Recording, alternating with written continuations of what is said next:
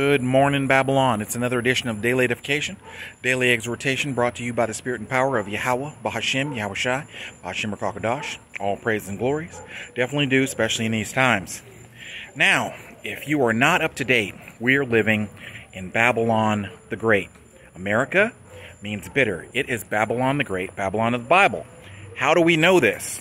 Because the Israelites were brought over here from Africa in the transatlantic slave trade. It says, I will take you into Egypt again by ships. We are the only people that were brought into a land of slavery by ships. The name Egypt is synonymous with slavery. So, that lets you know the blacks, Hispanics, and Native Americans are the Israelites. Why the Native Americans and the Hispanics? Well, because some tribes came over here. I think it was 400 years before Christ died on the cross. It took them a year and 4 months to get over here. And these were the tribes, was it Issachar, Gad, and Zebulun, and some other ones. They were already over here. You probably know them as the Mayans, the Hispanics, you know, the Indians, the Iroquois, and all those. Yeah, Israelites. And we're the ones that were hunted and persecuted today, called niggers, spics.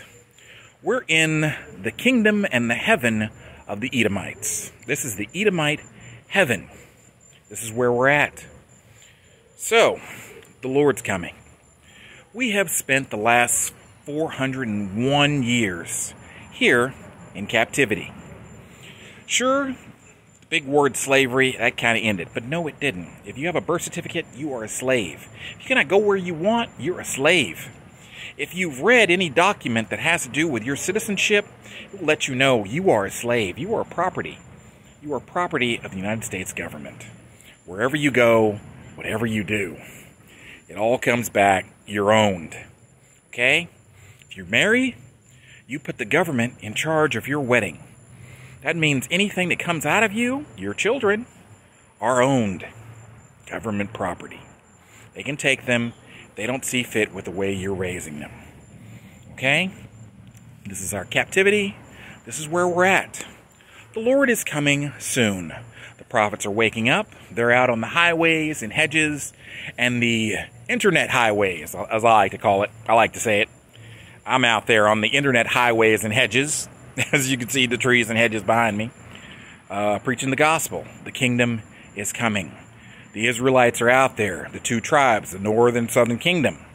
When somebody comes up against them, fire proceeds out of their mouth and devours them, destroys them spiritually. They can't go against the men of the Lord. They know the Bible too well. They have all the proper breakdowns, especially those in the GMS camp, Great Millstone. So, this is where we're at today. So that means we are the Israelites. So who are the Edomites? The Caucasians, the whites, so-called white men that came from the Caucasus Mountains. Caucasus Mountains. Cavemen? Okay? That's where we're at. And we're waiting on the Lord anxiously to get our reward for doing the work, for being patient and suffering, clothing ourselves with the suffering of Christ, Yahushai, and not the Christ that you Google on your YouTube phone and Google on your Google. Comes up a Edomite, leprous, blonde-haired, blue-eyed, or brown-haired, blue-eyed Caucasian man. That is not Christ. Okay? That is not Christ. That is not the Lamb of the Heavenly Father. Without spot, without blemish. That is a big blemish right there, having a leprous lamb. No. No. No one wants a diseased lamb to take away his sins. Okay, so that works just like that. If you take the Bible and look at Moses, the story of Moses, when they came out of Egypt. Moses put his hand in his garment and brought it out, and it was leprous, white as snow. That lets you know Moses had melanin. Miriam, his sister, went against Moses, telling him who he could not sleep with. She was struck down with leprosy. She became white like snow. And what did Aaron say, who lost his 2 sons by the Lord that got buried in fire? He said, let not this curse be upon us. You understand? He kept his peace when his 2 sons died. But when they turned Miriam white, he said, let not this curse be upon us. He was terrified. He was terrified. So the worst thing and the last thing you want to be is a Caucasian Edomite. Because when the Lord comes, they're going into slavery for 1,000 years. Double the slavery we were under. And then after that, every tree and every root, every branch will be put in the fire and burned. Now a tree, a branch, and a root, that means a male. So all their men are going to be exterminated. Point blank period.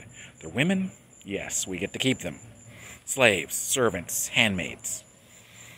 Not going to be any sex slaves in the kingdom. If we're having sex, it's to reproduce.